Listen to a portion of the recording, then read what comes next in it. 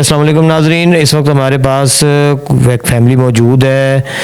नाजरीन आपको बताता चलूँ कि माँ बाप वैसे तो रहमत होते हैं और माँ के पाँव तले जन्नत होती है, लेकिन अक्सर हालात व वाक़यात ऐसे हो जाते हैं कि औलाद मजबूर हो जाती है कि उनके वालिदैन उनको इस हद तक ले आते हैं कि वो उनके ख़िलाफ़ उनका जो असल चेहरा होता है वो दिखाने पे मजबूर हो जाते हैं। हमारे पास फैमिली मौजूद है, इनसे हम जानते हैं असल मामला क्या है, तो किस वजह से ये लोग यहाँ पर आए। बताइएगा क्या मामला क्या है असल, शुरू से ज़रा बताइएगा आप लोग। जी सर, मैं नसरीन बीबी और मेरे ये खामंद है इनायत अली। इनायत अली ये हमारी वालदा मजूर थी। हमने इनकी इतनी खिदमत की है, इतना पैसा 2,70,000 इसके रिपोर्ट्स वगैरह पे और इलाज वगैरह पे लगाया, क्योंकि हमारा मेडिकल स्टोर था, उधर से दवाइयाँ इनको देते रहे। और अपने वालिद को आखिरी स्टेज पे हेपेटाइटिस सी था और टीबी थी, उसका भी इलाज करते रहे हैं। लेकिन जैसे ये तंदुरुस्त हुई, अभी हमने पैसे मांगे भी नहीं हैं, तो ये थाने में हमारे ख़िलाफ़ पहुंचने लग गई है सीतलमाड़ी में। इसने डकैती की दरख्वास्त दे दी है हमारे खिलाफ, मियाँ बीवी के ख़िलाफ़। उसमें ये ना झूठी साबित हो गई, हमने स्टाम्प पेश कर दिया है, ये झूठी साबित हो गई है। ये 2-3 माह चुप रही है, ये फिर इसने ना 10 लाख की हमारे खिलाफ दरख्वास्त दे दी, वो भी खारिज होगी। फिर इसने तीसरी दे दी है दरख्वास्त पे दरख्वास्त देती जा रही है, झूठी दरख्वास्तें देती रही है। फिर ना ये ऐसे करने लगी, मैंने ना इनका पीछा छोड़ दिया। मेरे खामन ने और मैंने इनसे ना चोरी, हमने ना मकान लिया इधर समीजाबाद में, मोहम्मदी मोहल्ला में, समीजाबाद फेज़ 2 पे अपना मकान लिया, इससे चोरी लिया है। और मेडिकल स्टोर हमने चलता हुआ लिया है। और ये इसने ना अब दरख्वास्त दे दी है मुमताज़ाबाद में कि ये मैंने मेडिकल स्टोर भी मैंने 8 लाख का लेके दिया है, और 16.5 लाख रुपया जो है मैंने ना ये जगह के लिए भी दिया है, मकान लेने के लिए।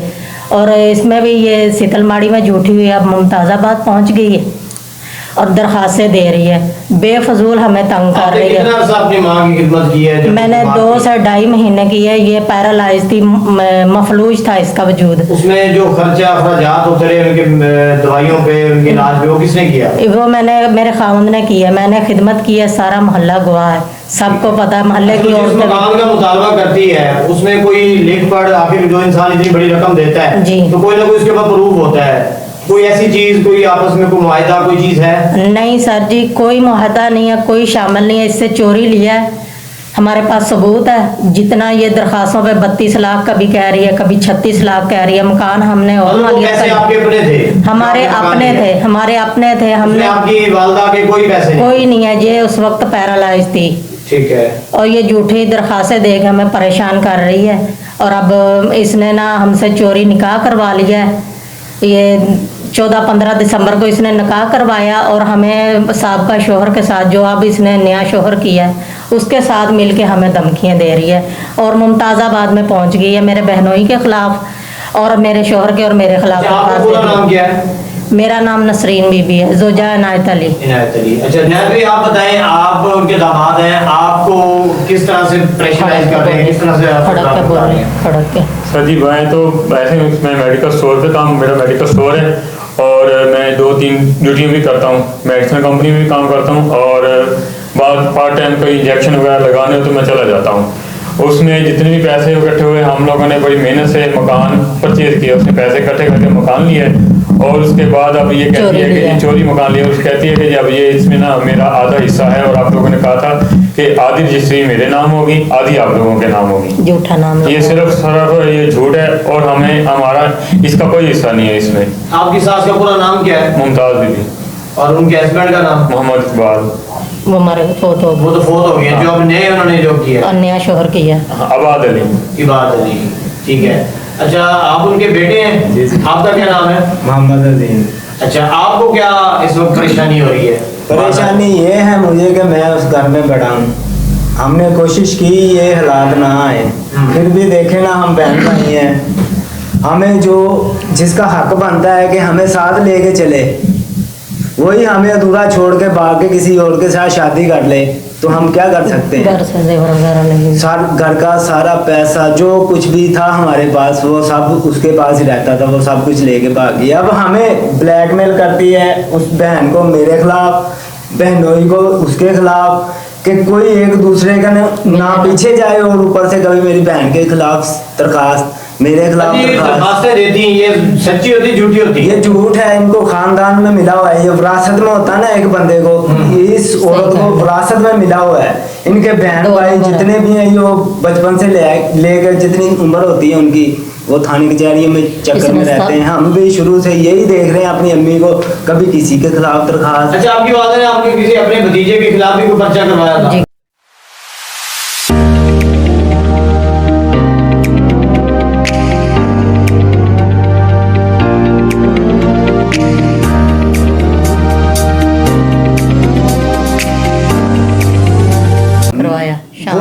वो कोई ऐसा नाम ना हो, कोई मेरे जेहन में ना हो, कोई नहीं बचा होगा जिसके खिलाफ इसने दरखास्त ना दी। मतलब शुरू से उनकी आदत है कि लोगों के खिलाफ झूठी दरखास्तें, पर्चे करवाना। कि आपने उसे वही कर दिया है ना, आपको पुलिस वाले ही बुलाएगा कि थाने में आओ, आपके खिलाफ दरखास्त आई हुई है।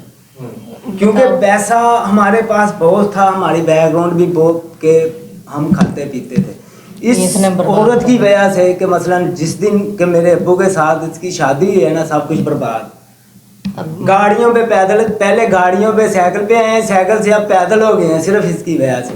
मतलब है कि आपके वालिद साहब की काफी सारी जायदाद थी, सारा कुछ था, लेकिन वो सारा कुछ खत्म हो गया। हाँ, मेरा आपकी वालदा ने खत्म मेरा किया। दादा बरतानिया का फौजी था। ठीक है। बरतानिया का फौजी था, मसलन कि उसके बाद पाकिस्तान की मेरा दादा अबू ने 2 जंगें लड़ी हैं। तो आप खुद हिसाब लगा लें, आज एक फौजी वैसे रिटायर हो, उसको इतना रकबा दे देते हैं। मेरा तो दादा फौजिया का बरतानी था, बरतानिया का फौजी था, सॉरी, जिसने मसलन के पाकिस्तान के बाद भी 2 जंगें लड़ी हैं।